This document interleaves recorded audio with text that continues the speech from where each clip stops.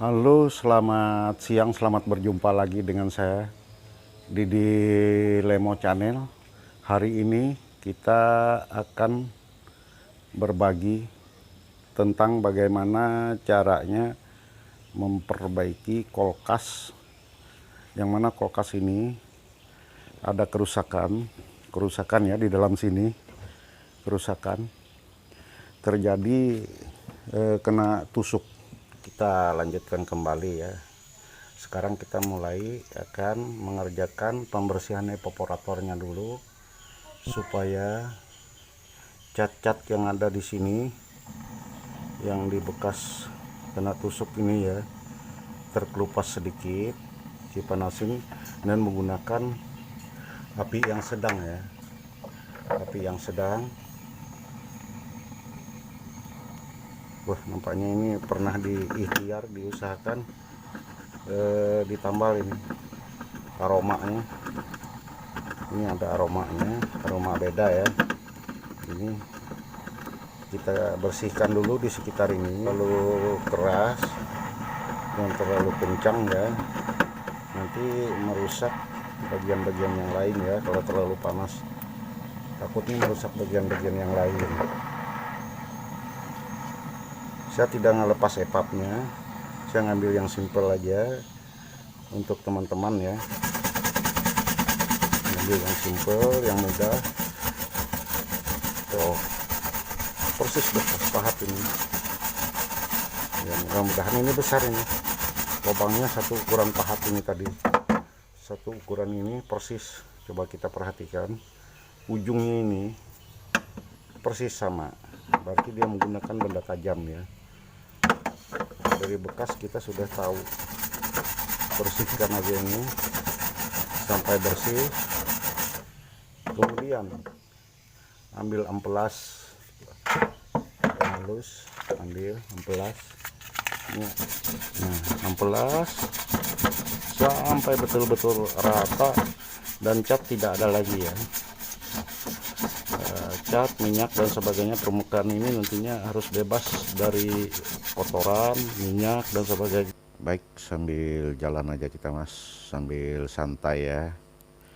Ya, kita cucuk. Ini bukan ditekan ya, ditusuk. Kalau udah masuk kita tarik-tarik ya. Kenapa saya nggak bilang ditekan? Karena kalau ditekan yang di belakang juga kembali lagi akan seperti semula, kembali kempeng ya, mungkin kempeng ya. Nah, ini dalam ini mas. Nah, coba kita lihat dalam ini bisa masuk ya.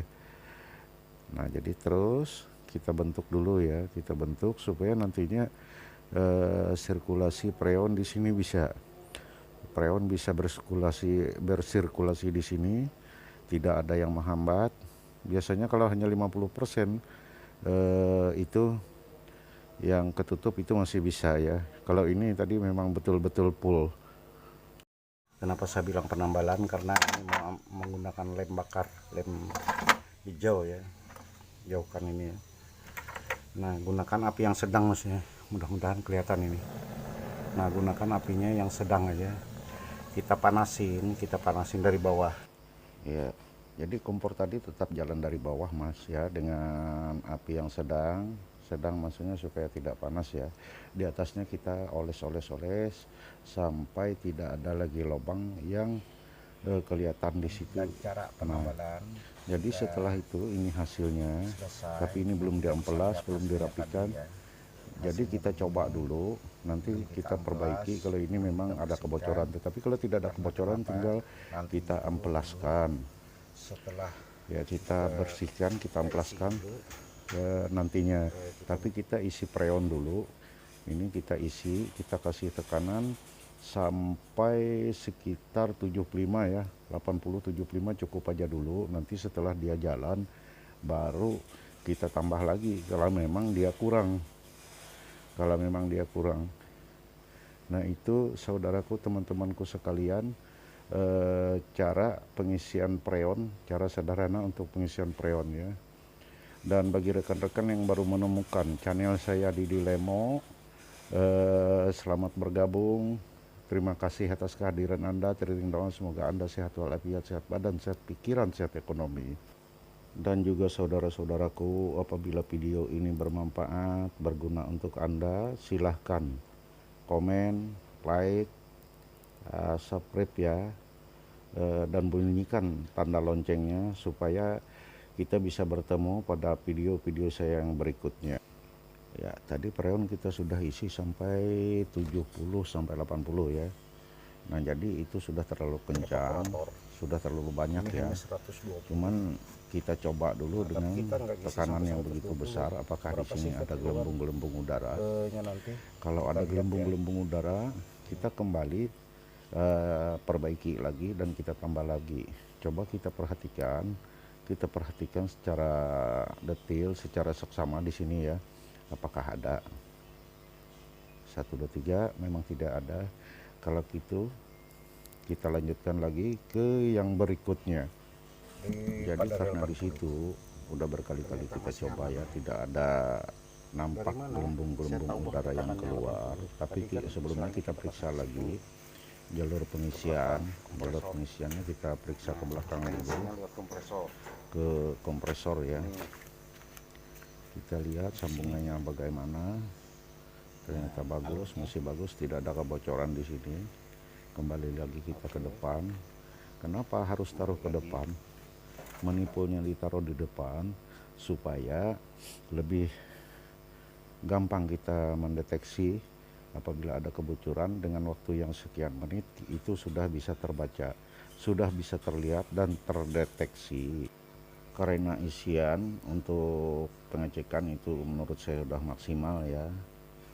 Dan juga ini terdengar juga nun jauh di sana lamat-lamat ajan kumandang salat fardu Johor ya.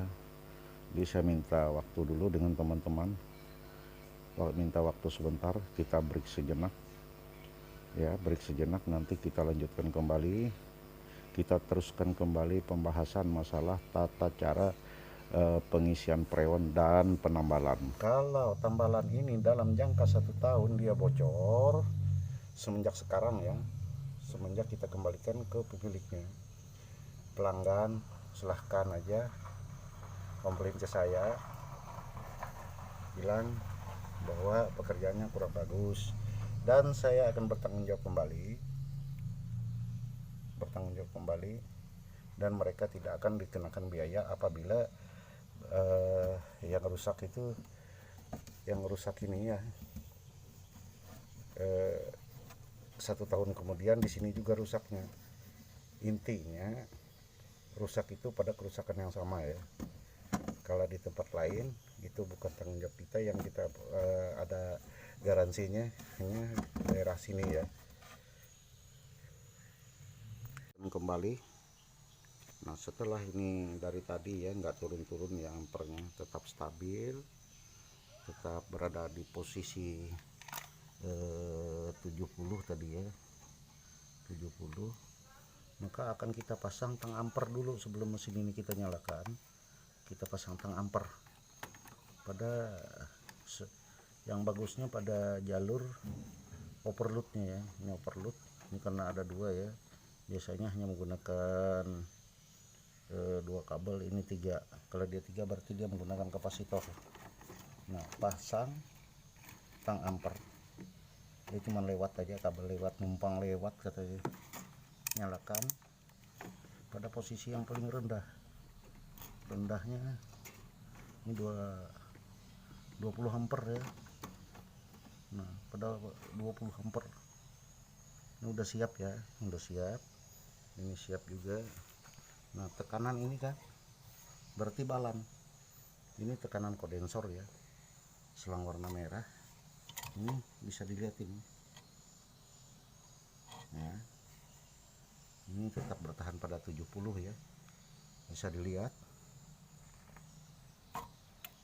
Oke, dan sekarang kita nyalakan ya kulkas. Bismillahirrahmanirrahim. Nah, ini nantinya yang warna merah jarum dinyalakan akan turun. Itu sudah terlihat juga ampernya mulai kerja. Kalau di label ini 69 ya, 69 ke 70, kelihatan kan amper sudah mendekati angka 0 ya, mendekati angka 0 di sini. Berarti preon harus kita tambah. Sementara ini nggak bisa naik-naik lagi. Udah berapa ya? Biasanya dia 130 kalau isian 70 setelah dinyalakan kompresor dalam keadaan baik dia bisa sampai 150. Nah, oke. Ini posisi 0. Bahkan turun. Berarti kita isi lagi, kita tambah ini.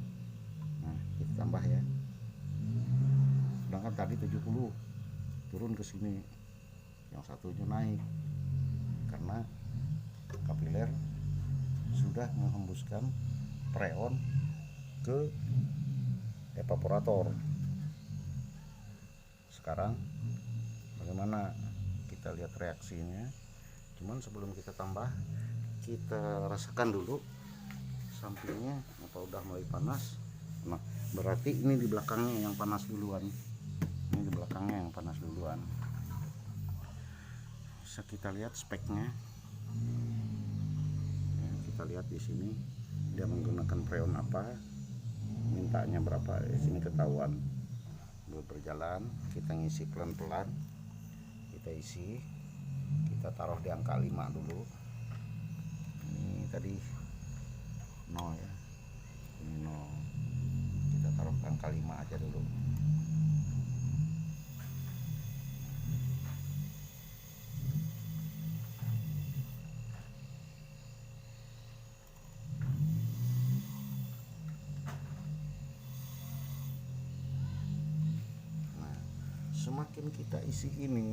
Semakin kita isi ini ya, preonnya manifold ini naik, yang ini naik, yang ini juga naik. Nah, berarti untuk buntu dan sebagainya sudah tidak ada. Bisa kita analisa dari sini. Ini sudah mendekati angka yang dimintakan. 67 atau 69 ini, karena ini kabur ya, nggak kelihatan, cuman hanya perkiraan. Nanti kita gunakan secara manual lagi, maksudnya manual secara kasat mata dan perasaan, bagaimana merasakan preonnya sudah cukup, karena ini labelnya sudah nggak ada. Ini kita gunakan perasaan. Ini udah kerja ini panas. Sayang saya tidak punya alat ukur temperatur ya, temperatur yang nempel di sini ya. Ini juga mulai hangat. Nah, samping sini juga mulai hangat. Kita periksa.